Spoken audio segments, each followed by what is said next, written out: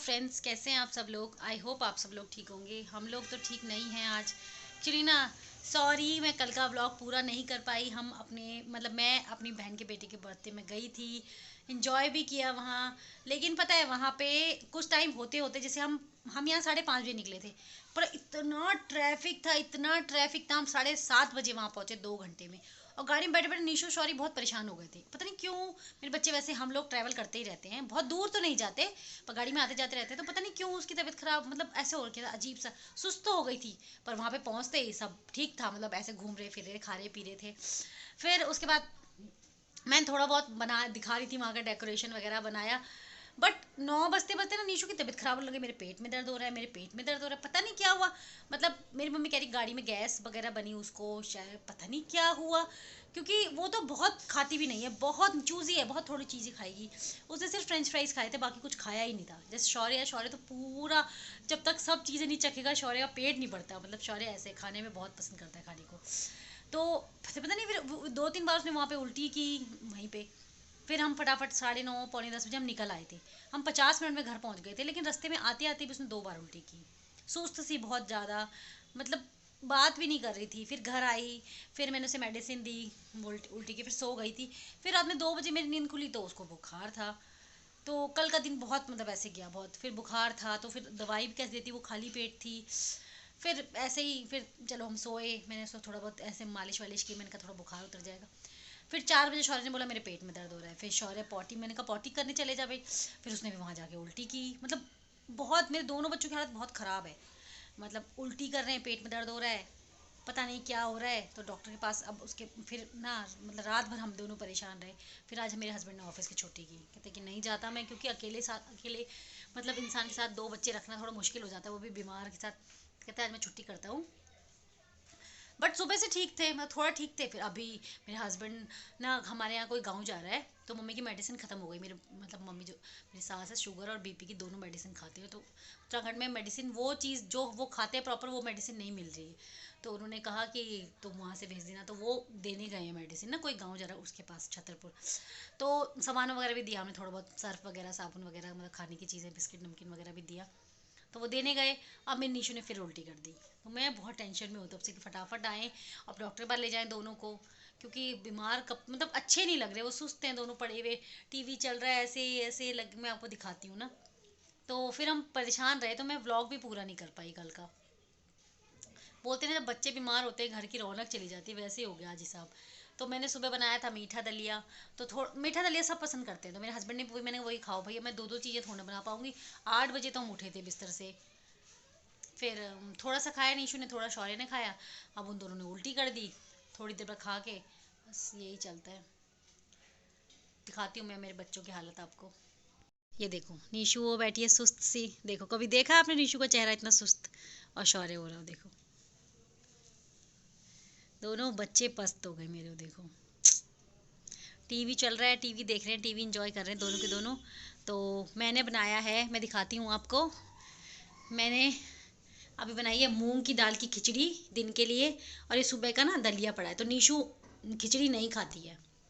नीशू ना मूंग की दाल खिचड़ी नहीं खाती, बिल्कुल नहीं खाती। तो मैंने उसके लिए सुबह का थोड़ा दलिया बचा रखा है। तो मैंने कहा जब भी मन करेगा बेटा बोलना कि खाना है, क्योंकि ज़बरदस्ती खिलाओ ना फिर वो उल्टी कर रहे हैं। फिर मैंने अभी उसे उल्टी वाली दवाई दी है, जिससे उल्टी रुक जाती है। फिर मैंने कहा आधे घंटे बाद उसे कुछ खिलाऊंगी। पता नहीं, बहुत परेशान हूँ मैं सच में। और आज हमारी गली में, आज से मेहंदी मेहंदी है, आज जिसकी शादी है ना गली में, कल शादी है। तो आज मेहंदी मेहंदी में इनवाइट किया, बोला तो एक ही है घर का। बट नहीं जाएंगे, अड़ोस पड़ोस में दिक्कत हो जाएगी। अब मैंने सोचा था मैं शौर्य को भेजूंगी। शौर्य की हालत ख़राब है, पापा बोल रहे मैं नहीं जाऊँगा तो फिर मुझे ही जाना पड़ेगा।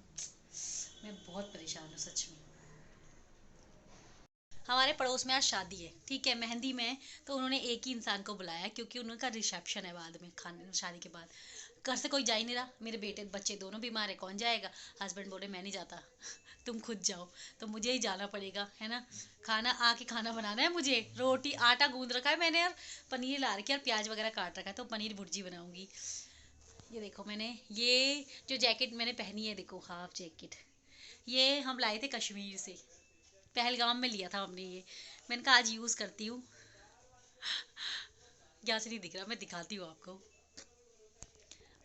ये देखो, ये पहना है मैंने, ये देखो, ये मैंने पहलगाम से लिया था।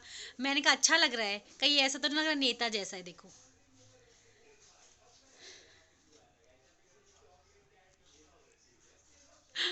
मुझे ऐसे फील आ रहा है जैसे मैं नेता टाइप लग रही हूँ, पर कब पहनना है ये, जब पहनना ही नहीं है। नहीं, मैं यही पहन के जाती हूँ, फिर देखी जाएगी। कोई मतलब अगर किसी को बुरा लगेगा, कोई नाम धरेगा तो पीठ पीछे रखेगा, मेरे मुंह पे तो कोई नहीं बोलेगा।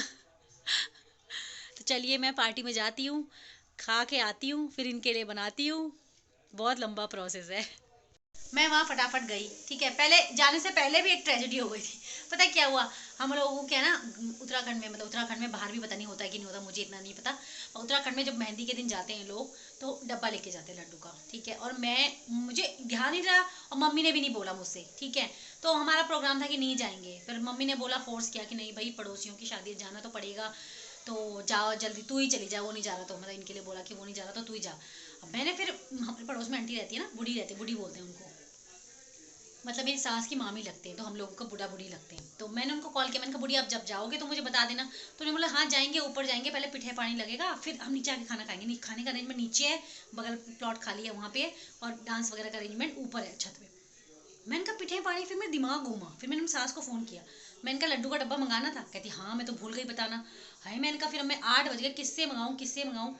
फिर मैंने अपने हस्बैंड को जरा मिन्नतें की, मैंने कहा जाओ यार, मैं कैसे जाऊँगी। मैंने कहा पहले तो आपने जाना था वहाँ पार्टी में, पर जब आप नहीं जा रहे हो तो भाई अब मैं जाऊँगी तो मैं लड्डू का डब्बा ले जाऊँगी, भाई ऊपर तो जाना ज़रूरी है। तो वो ले आए थे ना फिर, तो लड्डू का डब्बा लेके फिर मैं सबसे पहले ऊपर गई बूढ़ी के साथ, बूढ़ी ने मतलब गेट बजा दिया था कि चलो। फिर ऊपर गई तो फटाफट पिठाई लगाई, फटाफट नीचे आई, 2 पूड़ी खाई और फटाफट आ गई घर। तो मेरे हस्बैंड कहते इतनी जल्दी आराम से पूरा खाना खा के आती। अरे मैंने कहा आप लोगों के लिए भी तो खाना बनाना था भाई। तो मैंने आके बनाए, पनीर भुर्जी बना दी है और रोटियां बना दी हैं। तो मैं इनको अपने बच्चों को खाना खिलाती हूँ, फिर मिलती हूँ, फटाफट खिला देती हूँ ना, फिर उसके बाद गैप दे के दवाई भी देनी है, तो इसलिए जरा सा आराम मिलना चाहिए मेरे बच्चों को। दंगे फसाद शुरू हो जाते हैं, फिर लड़ाई छिड़ गई दोनों की। तो ये क्ले लेके क्यों आई अंदर बिस्तर पे? अरे मैं ना आपको एक चीज बता रहा हूँ। हाँ, मैंने इसने बोला कि मेरे पास गोल्डन क्रेन है, मैंने बोला कितने की? इसने बोला 1-2 करोड़ की। वाह, इसके पास 1-2 करोड़ रुपए की चीज है और मैं गरीब हूँ। और फिर नहीं नहीं नहीं हाँ, फिर ना मैंने बोला कि दिखा रही है, तो बोला पापा, कम करो यार आवाज। तो निश ने बोला पापा मेरी गोल्डन क्रेन। पापा ने बोला कौन सी गोल्डन क्रेन? वाह, फिर पापा को बोल रही है, देखो अपने पेरेंट्स की इज्जत नहीं करती, बोलते क्या पापा को क्या बोल रही है, लात मार दूंगी। पापा को नहीं बोला उसने, पापा को नहीं बोला, झूठ मत बोलियो। पापा को शौरी भैया को बोला, पर बोला बेटा गंदी बात बोली, ऐसे किसी को नहीं बोलते हैं फिर, ठीक है। तो इसने कहा लात मारूंगा, उड़ते उड़ते जाएगी। मैंने बाद में बोला शौरी कितनी गंदी बात है बेटा। उसके बाद बोला जब ये बुरी बात थी तो तूने क्यों रिपीट की? तुझे नहीं पता तू इतना बड़ा है कि भाई ये गंदी बात है? मैं भी उसको बोल रहा हूँ, उसको बोल रहा हूँ कि क्या मतलब है, बोलते ही नहीं किसी को, ये तो बहुत गंदी, उसने ये तो बहुत गंदी बात होती है कि लात मार। बेइज्जती कर दी तो मैं क्यों पीछे रहूं? बस हाँ, तो ये कि ये उसने मेरे को कुछ मारा तो मैं बेटा समझाना चाहिए कि बुली ये गलत बात है, कि तू गलत बोल रही है। अब और बोल देती फिर। हाँ बोलती, फिर मुझे समझती बताता, फिर मुझे बताता, मैं बताती हूँ फिर उसको। और उड़ते दिन उड़ते में जाएगी, मैंने दिन, बोला उड़ते उड़ते जाएगी, रुकेगी नहीं। अच्छा ठीक है हो गया, पर लेकिन गलत बात है ये। दिन में दोनों ने उल्टी की थी, दिन से ठीक है। हम पुदीन हरा लाए, हमने पुदीन हरा दिया दोनों को, तो आराम है फिर। तो पता नहीं इतनी पार्टीज के इनविटेशन आ रहे हैं, हम इतने फेमस हो गए। हाँ। समझ में ही नहीं आ रहा हमको, है ना निशु? कल भी है। कल 14 है, तो मेरे देवर देवरानी की एनिवर्सरी है, तो उनका कॉल आया कि हम लोग छोटी सी पार्टी करें। ताई तो गांव में है, बट हम छोटी सी पार्टी करें, आप लोग आ जाना। देखो हम वहाँ भी इनवाइट है। उसके बाद परसों भी हमारे यहाँ जो शादी हो रही है ना, आज जिसकी मेहंदी है उसकी रिसेप्शन पार्टी है, वहाँ भी हमको जाना है। कहाँ कहाँ जाएं हम निशु, है ना? इतना फेमस कैसे हो जाते हैं हम। तो चलिए फिर, थोड़ा मतलब सुबह जितना मूड खराब था अब थोड़ा ठीक है। अब देखो रात में कैसे गुजरती है। गाइस हम मजाक कर रहे थे गाइस, आपको हमें फेमस कराना पड़ेगा। तो चलिए फिर आज के ब्लॉग के लिए इतना ही काफी है, मिलते हैं देखो नेक्स्ट मेरा ब्लॉग में। आलू। तब तक के लिए बाय बाय। बाय।